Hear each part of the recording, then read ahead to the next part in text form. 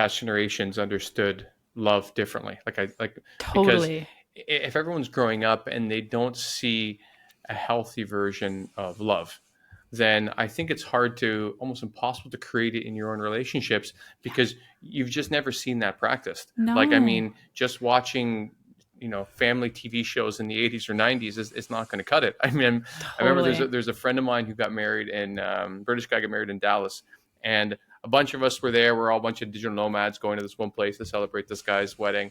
And we all met his parents through different courses of the day and evening and that weekend. And then all of us were talking to each other. We're like, "Did you meet this guy's parents?" Yeah. I Can they adopt all of us? Like, they seem Yes. like that's how, like two people that are in love, that are supporting their kids. It was unbelievable that every person, guys and girls in this group of expats or whatever you want to call it, we all really noticed that it was something special.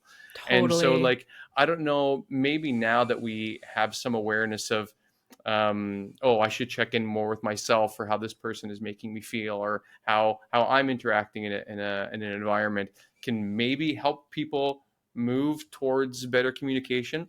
But I think you're right. If you're in a situation where it's two people that came from dysfunctional homes trying to be a relationship, they're just going to be arguing with each other's parents for that entire Totally. relationship. Totally. And, we all have different like intimacy buckets as well. For some people, they need and want a lot of intimacy. And for others, like that Mm, doesn't feel good for them. And again, the idea, like, when you have those types of couplings in which you might label it like the anxious avoidant relationship, where there's one person who's quite anxious and wants to move closer all the time, and one person who's quite avoidant is always trying to move away. And they kind of get in this dance where they go back and forth, and finally the anxious person pulls away and then the avoidant comes back. And in those situations, couples therapy again can really improve things, but the reality is, like, it may ultimately just be an incompatibility. I mean, I know one of sure. my first serious relationships, or I guess it was my third, but I dated a guy for 3 years who was, his intimacy bucket was so much smaller than mine. And I was constantly feeling undernourished and neglected. And I was so resentful and, frustrated. And I was young at the time. That was close to 20 years ago. But there was nothing, it wasn't anything wrong with him. Like, he just had a different preference for like how much kind of like intimate connected time we spent together. He wanted to do things like watch TV or like go on a hike, or do things like together that didn't quite involve like more face to face, like interacting and engaging. And I wanted to like talk about his deep fears and desires and what he believes happens after death and like all of that kind of stuff, right? And Right. so that wasn't the right fit for me, and I wasn't the right fit for him. And he married somebody who was a great fit for him, and I think I've married somebody who's a great fit for me. But it took a long time of cycling through various different relationships and kind of figuring out, all right, like, are we compatible here? And so yeah, I think there's just again, it is very much, I think, finding kind of a person who we're compatible with in terms of like intimacy and values is super important. I also think timing is super important. Mm, I mean, again, we were talking about this a little bit off air, but we are living in a time where we're the most people ever who are choosing to be single. And again, that is not necessarily a negative thing if those people are happy with their choice. However, we're also living in a time where there's the most loneliness, at least reported loneliness, that we've ever experienced.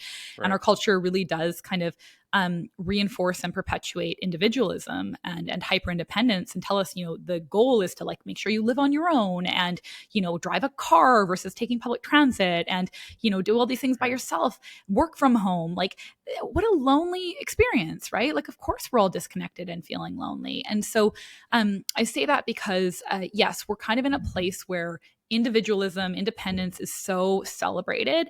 And also, like, there's just less pressure and desire to like settle down by a certain point. And there have been amazing like movements in technology. Like, I have frozen eggs that I hope to use at some point. All these things are awesome, and also kind of delay that point of partnering and settling down.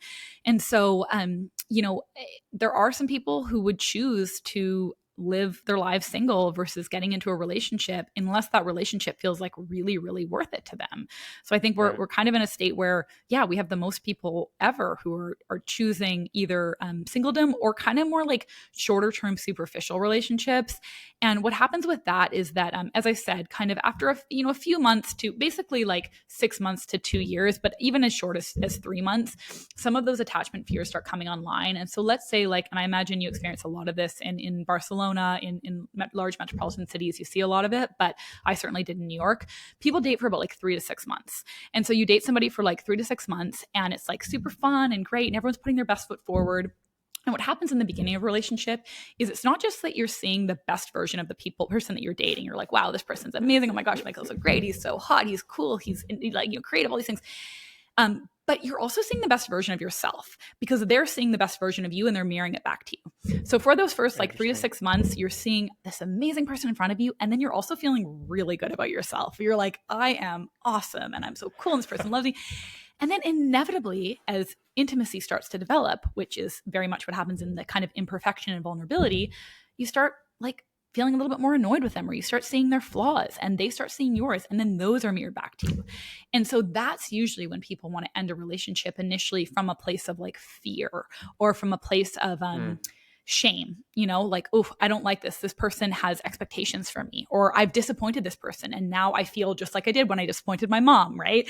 Or, this person, I'm feeling like I'm depending on this person too much, or they know too much about me. And I don't like the anxiety that I'm feeling because I really like them, but it doesn't feel good for me to care so much, about what they think or depend so much on them when I'm used to being this hyper independent person. So these are just a few examples, but, one of the reasons that people tend to leave relationships so early is a combination of that with, well, all I have to do is go back on Hinge and swipe a few times and I can see this person who I'm going to totally fantasize about and pedestalize and make it seem like they are absolute perfection and they will be my life partner and everything's gonna be great with them.